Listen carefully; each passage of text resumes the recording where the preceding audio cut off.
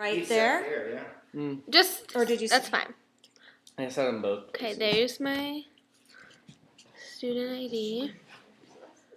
Well, And then there's my flashcard.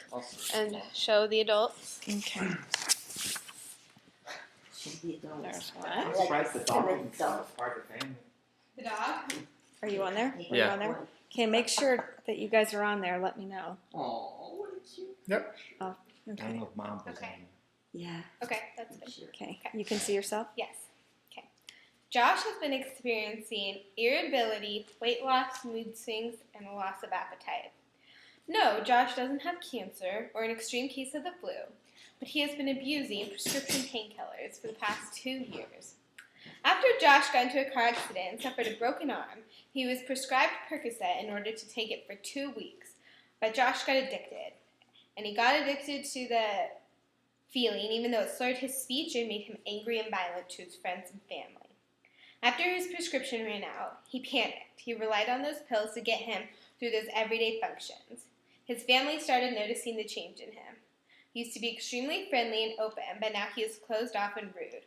He also started stealing to pay for his addiction.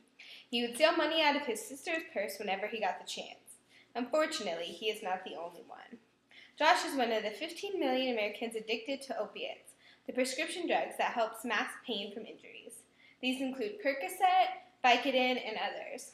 Now that you have heard how this problem affects the real family, I'll tell you more about America's worst drug problem. I'll tell you some startling statistics and the symptoms and the effects of the drugs and how you can prevent your family members from this devastating disease. According to the Center for Disease Control and Prevention, there has been a 300% increase in prescription painkiller deaths since 2000.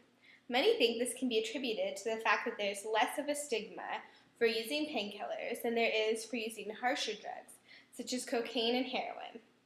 In 2007, there were over 23,000 overdose deaths. Opiate painkillers were attributed to 35% of these deaths. Prescription pill abuse is also a huge problem in the teenage population. Also in 2007, 4.5 million teenagers reported using opiates illegally. Among teenagers, depressants and opiates are responsible for 45% of overdose deaths, compared to 38% of overdose deaths of cocaine or heroin. These drugs are especially more lethal when mixed with alcohol, resulting in death or in near death in most cases. So to recap, there has been a 300% increase in deaths since 2000, and teenagers are abusing prescription drugs more than heroin and cocaine. Now I will tell you about the effects of this abuse on a person's body. Painkillers are used for medical and pain purposes only. All painkillers require prescription from a doctor. Some addicts go to multiple doctors, so they have an endless supply of drugs. Some addicts steal from other family members who may have used this drug before. Opiates in general release dopamine into the brain and produces a false sense of euphoria. The sense of happiness is usually something worth repeating, but some people experience the opposite effect. People that overuse and abuse painkillers, especially opiates, experience extreme forms of depression, disorientation in situations they are already familiar with, and digestive irregularities. They often experience extreme mood swings and more extreme symptoms such as vomiting, seizures, and death when there is an overdose.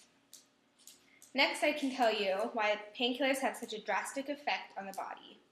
Andrew Saxon, MD, professor of psychology at Harvard, explains that there are some people who just have a genetic disposition to addiction.